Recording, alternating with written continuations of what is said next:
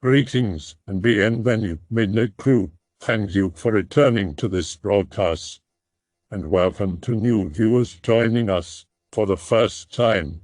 If you like a video, then feel free to subscribe.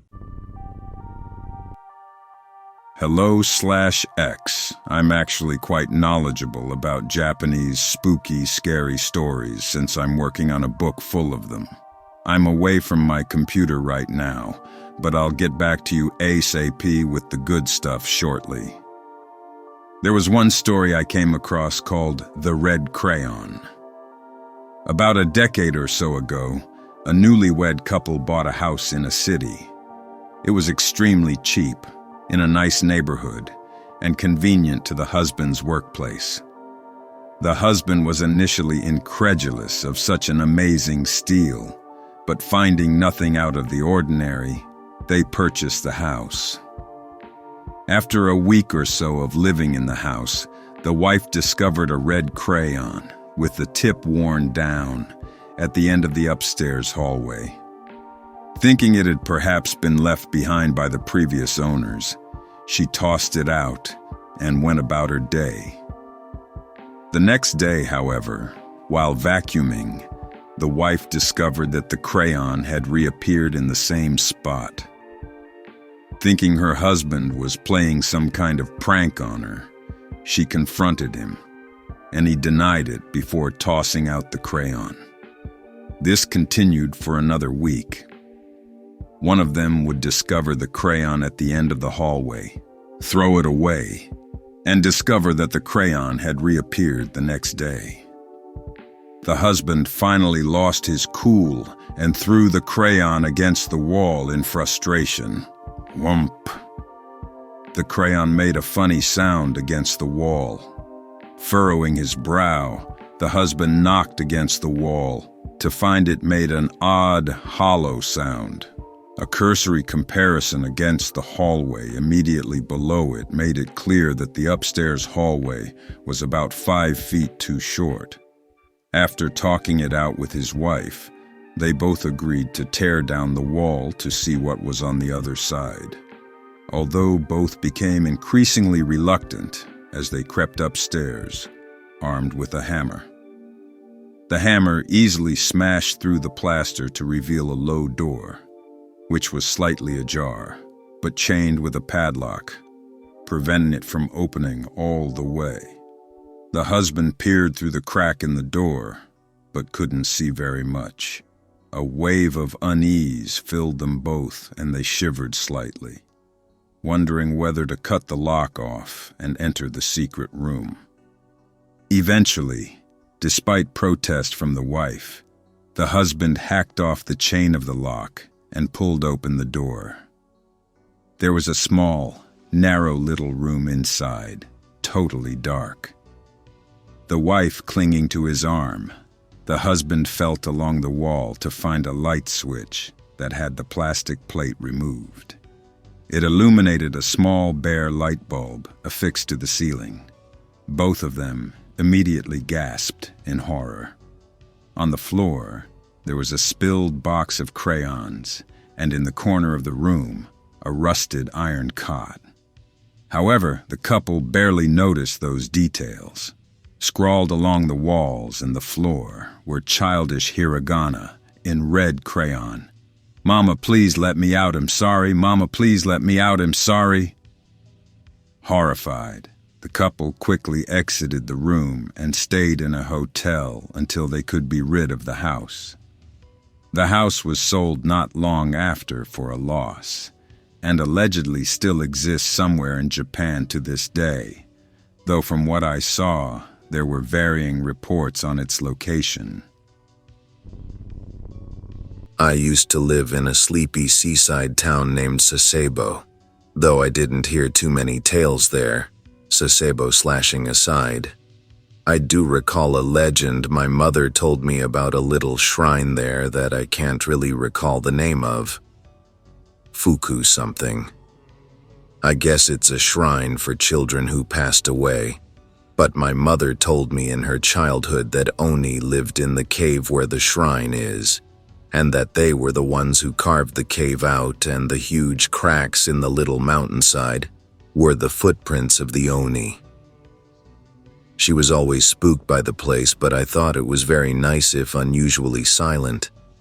Besides that, I remember one year that I was watching a variety show during the summer, Japan's version of Spooky Time, and a segment about little-known haunted places was airing.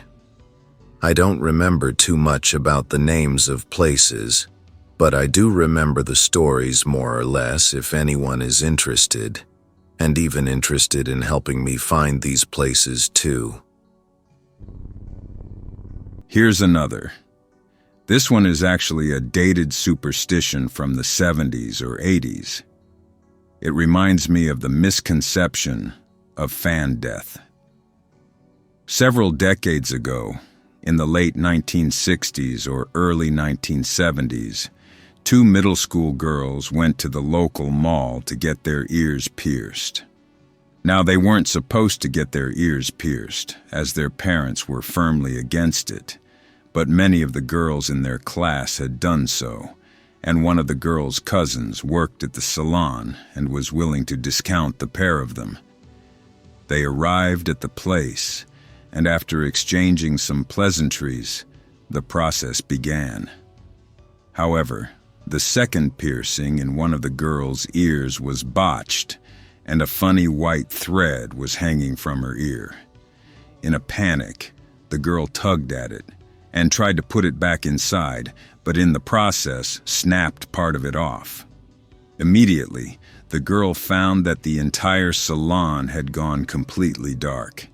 In a panic, she stumbled around before tripping and falling on the floor. An ambulance was called, and it was discovered that the girl's optic nerve had been severed. Allegedly, the white thread had been this nerve. For a while afterwards, there was a persisting rumor that if you got your ears pierced, you could accidentally sever your optic nerve. In some variations of the story, the nerve is the acoustic nerve instead. It sounds like one of those cautionary urban legends parents would tell their kids. No way it was the optic nerve, people should learn to anatomy. But recently I was watching some medical show where a woman became seriously ill and nearly died due to some bacteria or infection after her tongue was pierced. It's scary to think that something so trivial could kill you. I think the show was Monsters Inside Me, despite that this episode didn't involve some weird parasite or creature. So I guess to keep this thread alive, I will share one of the stories I remember and see if there is any interest in sharing more. There is a bridge in the countryside whose name has something to do with oiran, courtesans and prostitutes of ye olde Japan. Apparently, it is close to the site of an even older bridge that once connected to a village of Oiran. For some reason, the villagers became upset with this village and massacred the women, throwing them over the bridge, and then burning it so they would have no connection. Those that managed to get back to their burned town starved to death because of their seclusion from the burning of the bridge. Now, the river and the whole area is reported to be haunted. There is a small sign and shrine to honor the victims, but fuck if they are pleased with that shit. Anyway, they had someone who had an experience there share it. He was a truck driver, and apparently one night he was making a run when he had to take a piss. He pulled over in what he thought was just a lonely country road and pissed in the forest when he saw a woman. She was wet and wearing an old-style kimono. It spooked him until he finished and rushed back to his truck only to see her again outside his truck window, without having heard her at all. He sped away, but until he hit the nearest town, he could hear banging the whole drive. When he finally pulled into a gas station, the attendant working was shocked and asked the man what happened. When he got out to investigate, The gas attendant showed him that his truck was dented all over with dents in the shape of handprints. This is the story of Mokumokuren. In Japanese folklore, it's believed that once an object reaches the age of 100, it comes to life, often in a malicious way, though not always. There is another tale of a wise singing biwa. These are called tsukumogami. By and large, they are harmless pranksters, but if they were ill-maintained or thrown away carelessly, they can be vengeful. There is also an unsubstantiated claim that electric devices are not eligible to be tsukumogami, should they even last 100 years. The Mokumokuren is a tsukumogami of rice paper screens. Over time, rice paper will develop holes and dents in it, and will eventually need to be replaced. If the rice paper is not replaced, little eyes will look through the holes in the paper at you. These are the Mokumokuren. Varying accounts of their danger have cropped up. The most common account is that so long as the Mokumokuren resides within your home, you will not be able to fall asleep. Understandable since they're horrible and creepy looking. The other account, less common, is that if they remain there long enough, you will go blind. There is one account that stands out from the others. Some time ago, during the Taisho era, two men named Ryunosuke and Mataru were engaged in a fierce though amicable rivalry. They tried to best each other at everything: drinking, picking up women, tests of strength. One day, Ryunosuke suggested that they have a test of courage. On the outskirts of the town they lived in, there was an abandoned home on a slope, set away from the village. It had probably been empty for at least 50 years, if not longer. They decided that whoever could sleep there longest without losing their nerve would be the bravest. That night, they headed up to the slope, futons in arms. After some initial bad-mouthing and telling ghost stories to weaken the other person's conviction, they bade each other good night. The house was in ruins, and the wind made the house creak. Mataru had a very hard time falling asleep. He kept tossing and turning, unable to get comfortable. Something was sending shivers down his spine, even though it was just an old house. Mataru slowly opened his eyes to discover horror staring back at him. In each crevice and hole of the tattered rice screen door, there was a beady eye staring at him. Each one blinked very slowly occasionally. Mataru immediately was drenched in cold sweat as the spectral eyes stared him down. There was a sharp creaking noise from the other room that made the house shake slightly.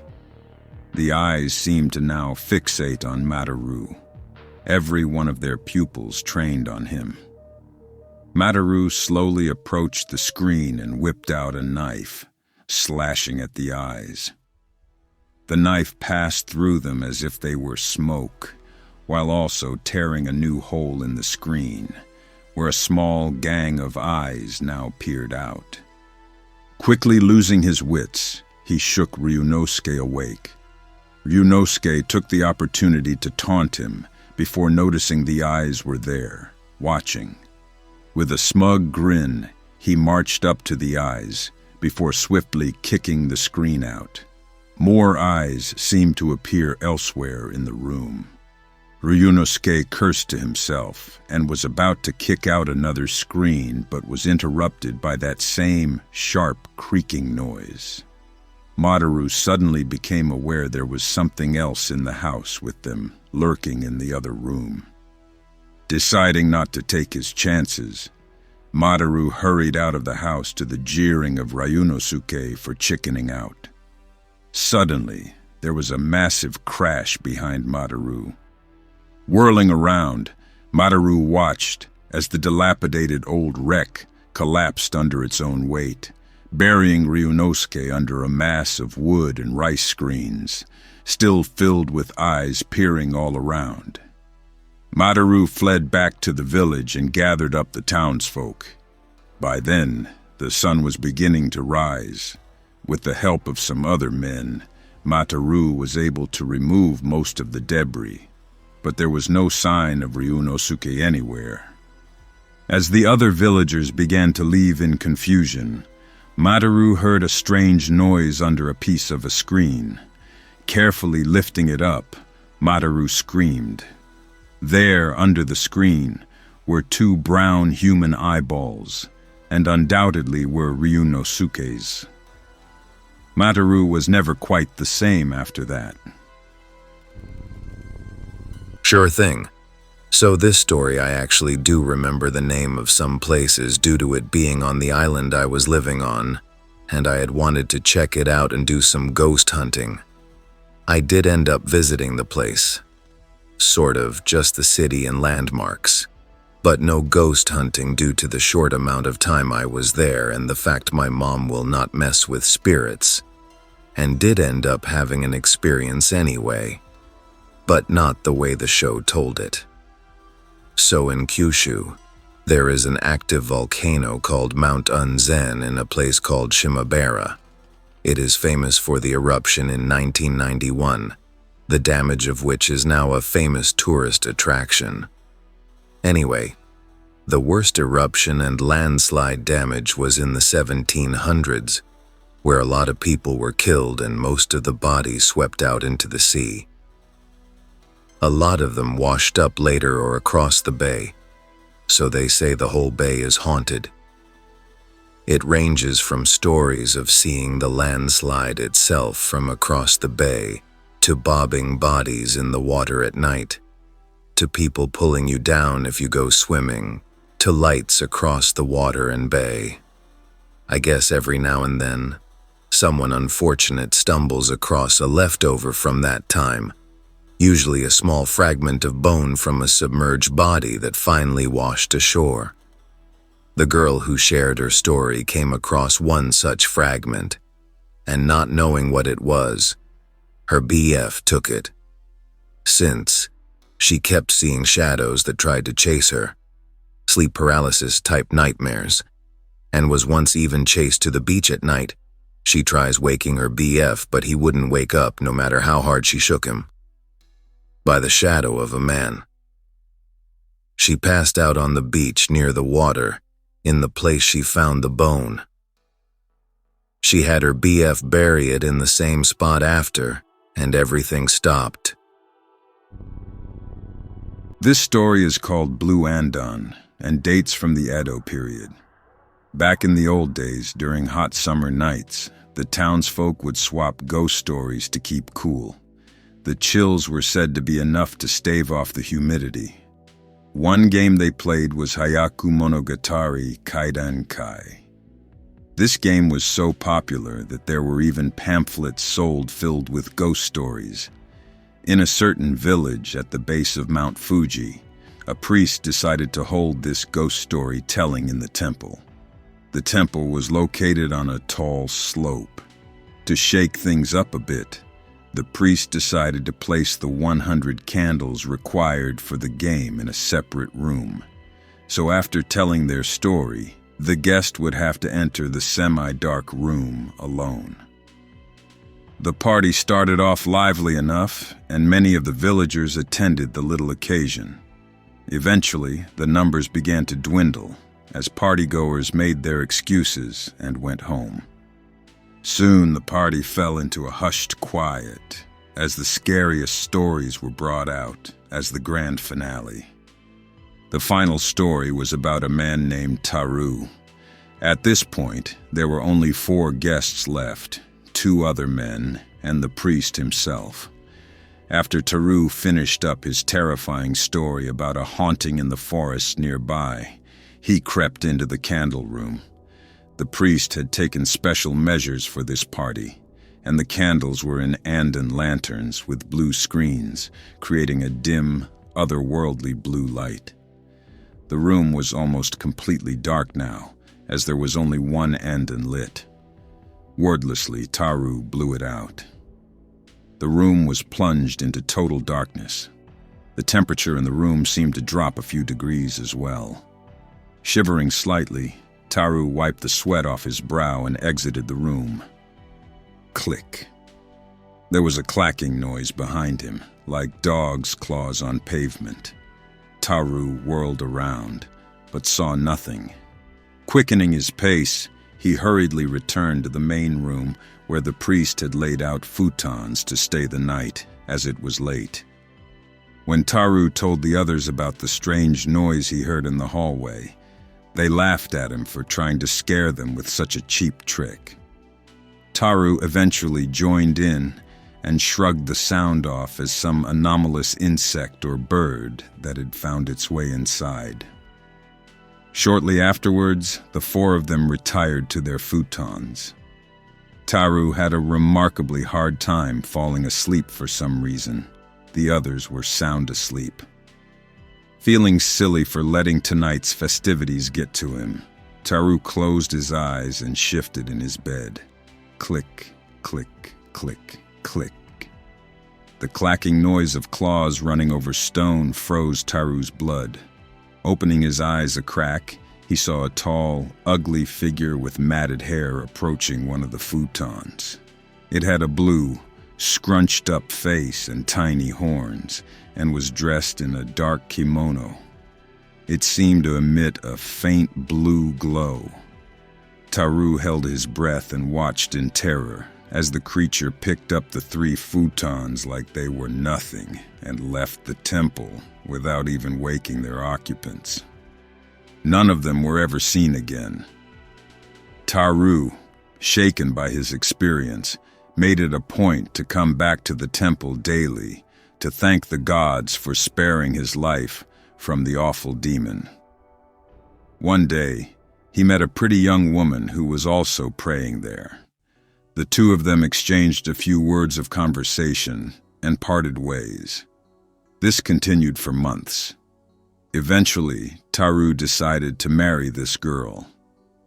The festivities were rather extravagant, as this girl seemed to be quite rich. However, the extravagance of this marriage was so overwhelming that Taru had no time to visit the temple. After the wedding had finally passed, the pair of them settled into a home. The evening of the 2-year anniversary of that fateful Hyakumonogatari game was soon upon Taru. That night his wife was ill, and Taru could not go to the temple. After tending to her, she began to blow out the lights in the room. The room was suddenly quite cold. As Taru peered at his beautiful wife, she brought the last lit candle in the room below her chin. The face this candle illuminated was not the face of his wife, but the face of the monster that had come after him in the temple. Transfixed to the spot by terror, Taru found he couldn't move his body. The candle went out. In 1897, the diary of Shimada Kaido, owner of a Japanese fishing boat, reported how his crew found a castaway drifting on a rowboat in the Sea of Japan. He records how his crew, angry after weeks of poor catches, low rations, and homesickness, beat the poor castaway before returning him to the waves. He reports feeling guilty, but never rescued the man. He would be reprimanded for this, but never punished due to legal hang-ups and family connections. In 1926, the personal journal of Henry Pritchard, a poor young resident of Eureka, California, recorded upon how he discovered an Oriental man in a rowboat while combing the local beach. The man was emaciated, his skin taut and dry, but he was breathing. Unsure of what to do, Pritchard brought the castaway to his home. He tried to give the poor foreigner water, but the man refused. After several attempts at giving him water and soup, Pritchard finally discovered the man would only eat fish. For 8 days, Pritchard housed the man and fed him what fish he could catch. The castaway became bloated and grotesque. Finally, he popped like a balloon, revealing a red devil that had been inside him. Pritchard was harassed by the devil for another 8 days until they discovered a rough means of communication. The devil, in crude English, demanded passage to Asia. Pritchard, fearful and believing he was crazy, complied. Pritchard took the devil to the port in San Francisco and snuck it aboard a ship bound for China. The devil thanked him gleefully and promised him great blessings. In 1928, Captain Shimada Kaito of the Imperial Japanese Navy, his young Osan, as well as the rest of their family, were killed in a single night. A groundskeeper reported screaming and wild laughter from their home the night the murders occurred. Henry Pritchard went on to live a good life. In late 1928, coincidentally 8 days after the Shimada murders, he got a job working for a railroad company and, through luck and gambling, came into a modest fortune that lasted him through the Great Depression.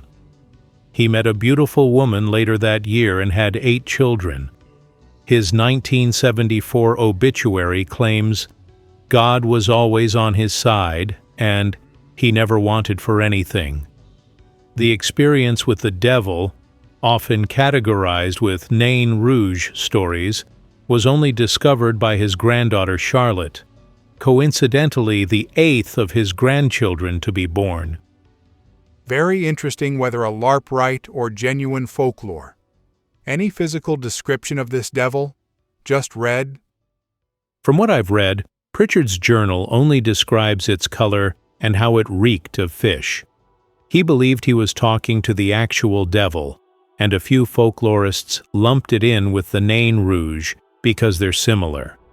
Wasn't until recently the connection between Pritchard's experience and the Shimada murders was found. This next one is a really old one. Once upon a time, there lived a thief. He was the harshest and cruelest thief that ever lived. He stole from both the richest of the rich and the poorest of the poor, and often killed his victims.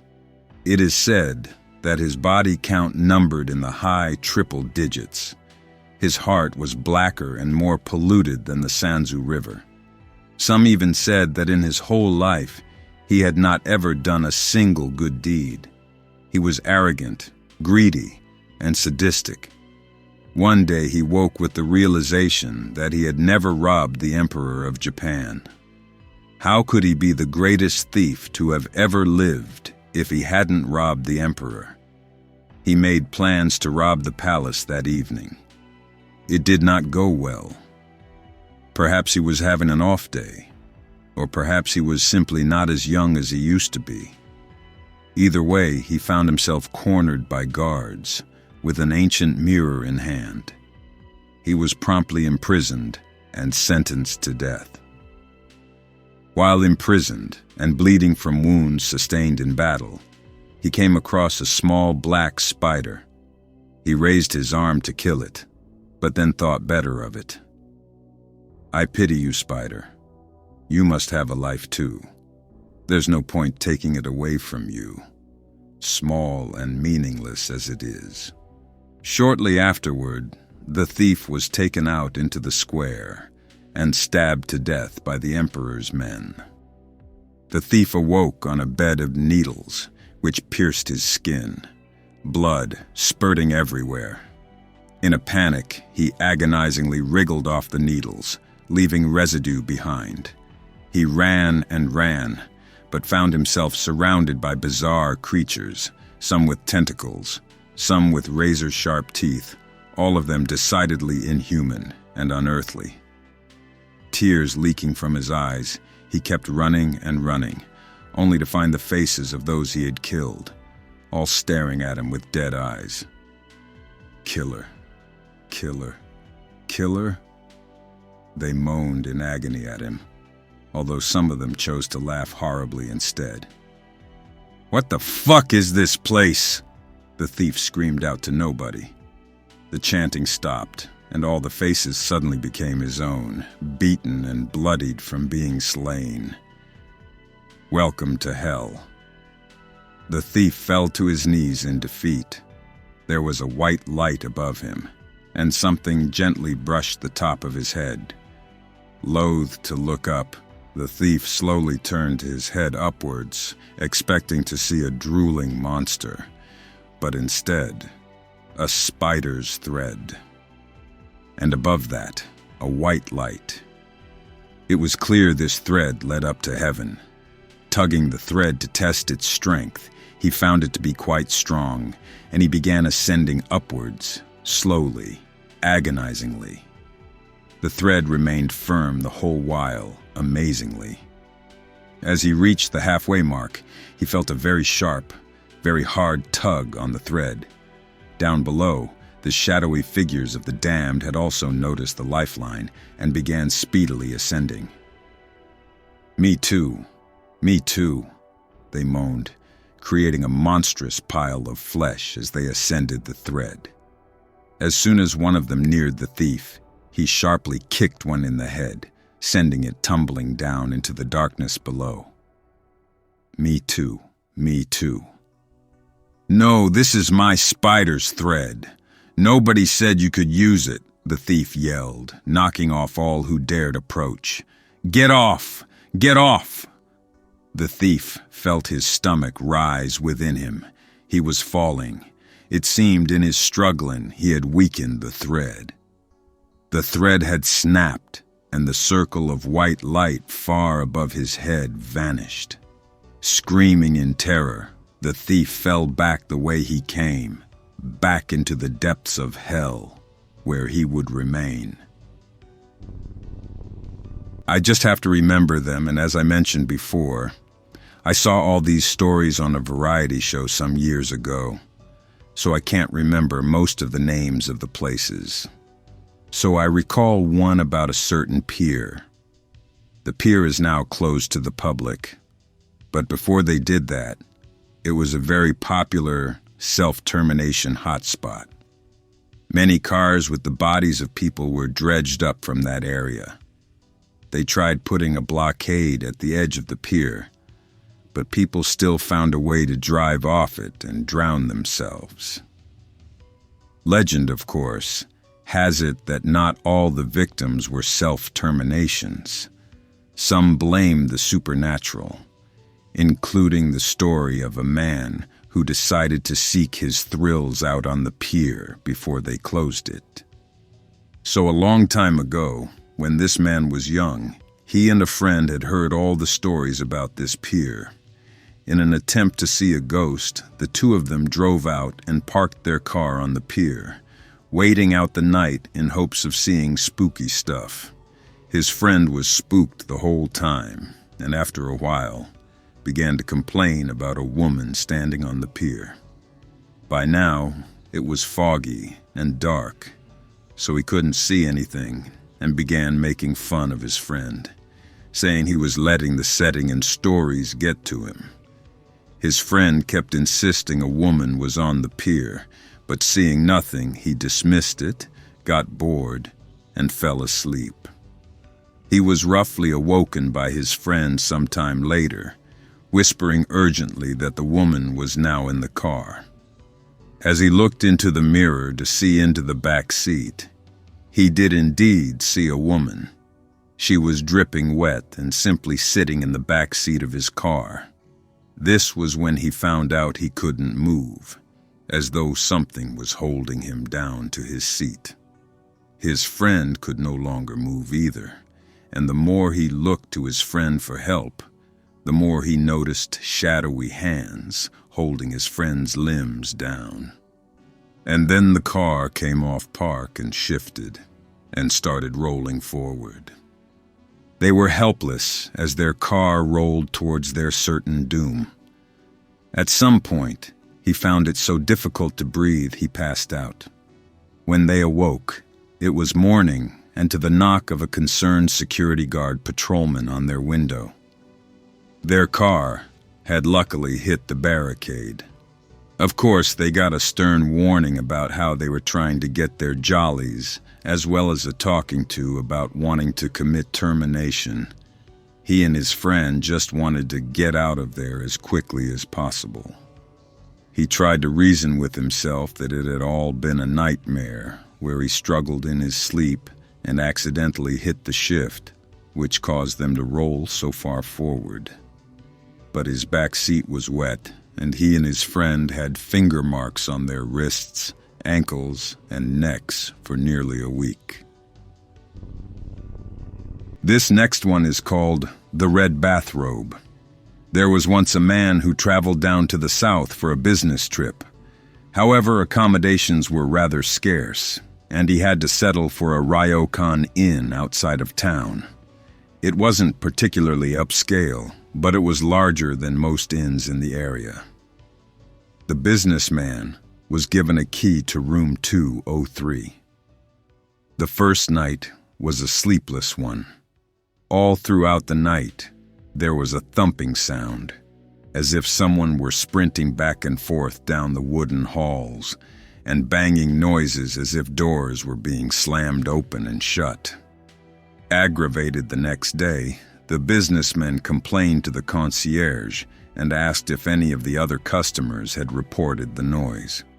The concierge told him that nobody had complained except him, and that the noises will be looked into. The next night was much the same, and the man finally decided to look outside. There was a woman in a red bathrobe running down the hallway and kicking open a door. Bringing his hands to his temples, the man waited for her to come out to confront her. She never emerged, but the thumping stopped. The businessman went to sleep. The next day, the man complained once again and described the woman in the red robe. The concierge gave him a look of amusement, but said he would look into it.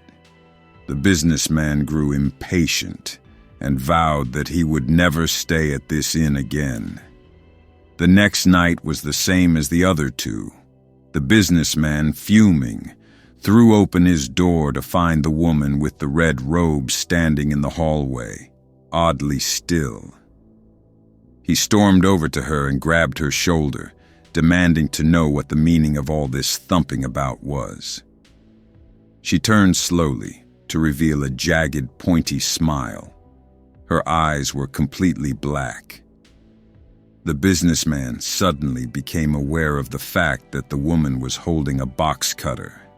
Courage draining out of him, he sprinted down the hallway, thumping behind him as the woman pursued. The loud thumping seemed to stop as he reached the bottom of the stairs, but the man didn't stop sprinting until he reached the concierge desk. "What's the matter?" the concierge asked. "There's a woman in a red robe trying to kill me," the businessman puffed, gasping for breath. "I'm afraid that's quite impossible," the concierge replied. "You are our only customer at the moment, sir. However, the man gasped. "About 40 years ago, there was an incident on the second floor. A woman went to each room and stabbed all their occupants with a box cutter. There was so much blood, it dyed her clothes red. Perhaps you saw her ghost." Now the businessman was always a down-to-earth kind of man, and as the concierge continued calmly, he began to suspect that the concierge may be playing a trick on him. "This isn't a funny joke," the businessman gasped weakly, looking cautiously at the stairs for signs of the woman. "Oh, I assure you I'm not joking, sir," replied the concierge. The thumping began again. Oh yeah," the businessman said weakly. "I can prove it."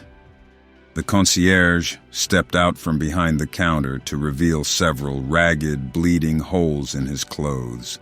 The businessman blanched. "This is where she got me!" This is an old one called the Manhole cover. In the 1990s, There was a rash of disappearances in a certain town. No perpetrator had been caught, and everyone was afraid. Many people were afraid to go alone, and some performed strange occult rituals they believed to be protection. One morning, a schoolgirl, let's call her Inko, was walking to school when she noticed a funny girl, about her age, jumping up and down on a manhole cover. She was saying the words 4, 4, 4, 4 over and over again. Confused and uncomfortable, Inko continued to school. During lunch, she noticed the strange girl sitting in the back of the classroom and recognized her as Fuyumi, a quiet, strange girl who rarely spoke. Out of what she rationalized as concern, but was really morbid curiosity, Inko confronted her and asked what this morning was all about. Fuyumi smirked nastily at her and didn't say a word. Inko smiled back nervously and repeated her question, but there was no answer. She retreated back and pondered what that was all about. The rest of the day, she was completely unable to focus and puzzled over the meaning of jumping on the manhole cover. Inko tried to ask one of her friends if they knew Fuyumi, but none of them even knew who she was. This was to be expected, of course, as Fuyumi barely had any real presence in the classroom. Inko went home, the conundrum still weighing on her mind. She ended up losing sleep over it. The next day, Fuyumi was at it again, though her number had increased to 6. Inko confronted her again, but again received no reply. The next day, Fuyumi was absent from both the manhole cover and from class. Feeling somewhat disappointed, Inko proceeded with her day as usual. However, upon returning home, she saw Fuyumi hopping up and down on the manhole cover. 9, 9, 9, 9, 9, 9, 9, 9, 9. Had she been truant from school just for this? Inko repeated her question again. She was met, of course, with Fuyumi's trademark smirk. Inko began to lose her cool, finally running out of patience with Fuyumi's rudeness and strange behavior. She tersely asked again. No answer. In fact, Fuyumi had stopped looking at her and proceeded to ignore Inko's presence altogether. In frustration, Inko shoved Fuyumi backwards off the cover to force her to get her attention, stepping forward. With inhuman speed, Fuyumi removed the manhole cover from the ground, easily removing the heavy iron like it was nothing at all. Inko found her foot step into open air, and with a short scream, went tumbling down. Fuyumi, still wearing her smirk, replaced the lid and started jumping on it once more. 10, 10, 10, 10, 10, 10, 10, 10, 10, 10. This one is called Man at a Crossroads. The story goes a little different with each person to tell it, and has even made its way into various TV shows. This is how I heard it from my grandmother. A man, we can call him Sosuke, was walking home from work after having a bad day. His co-workers were always making fun of him because his wife had left him for a more wealthy man. The streets were unusually empty for what time of day it was. Along his long walk back to his house where he lives with his son, Sosuke reached a crossroads. He looked to his right to see if there were any cars coming. When he saw that there weren't, he looked to his left. There were no cars coming from either direction. However, there was another man walking toward him. The other man was very tall and was dressed in a swallow-tailed suit, complete with a top hat and a cane. Sosuke stopped to let the man pass, and as the man crossed his path, their gazes locked into each other, but as Sosuke looked at the man, he noticed that he couldn't see his face. It's not that he had no face, it was just shrouded in black, except for 2 white circles where his eyes would normally be, despite it being the middle of the day. This unnerved Sosuke, but he shook it off and continued walking once the man was across the street. Sosuke continued walking until he reached another crossroads. Again he looked right, then left, and again upon looking to his left, Sosuke saw the man in the swallow-tailed suit walking across the intersection. Sosuke was frightened now. His mind was racing. He hasn't made any turns, so how did the man in the suit come from the left? There's no way he could have made it in time to cross his path again. As hard as Sosuke tried to avoid the man's gaze, but he failed to do so as their eyes locked once again. He stopped walking to let the man pass and continued once more.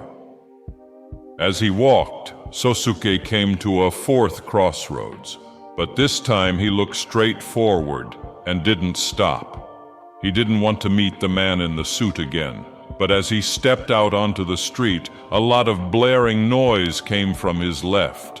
Before he could look to see what the noise was, he was knocked flat on his back. The next thing Sosuke knows, he's lying in a hospital bed with his son by his side. The doctors said, "You're lucky to be alive," his son told him. "How did I get to the hospital?" the man asked his son. The boy looked puzzled. "Well, a man in a swallow-tailed suit knocked on our door, telling me to call the paramedics as there's been an accident." There was some moral of the story ending to this, but I don't remember it. But there's an urban legend that meeting someone at a crossroads 4 times in a row is an omen of disaster. I hope that you enjoyed tonight's broadcast. If you enjoyed tonight's story, then please subscribe to the channel, as more Greentext will appear daily. A new broadcast will appear when the clock strikes midnight Central Time.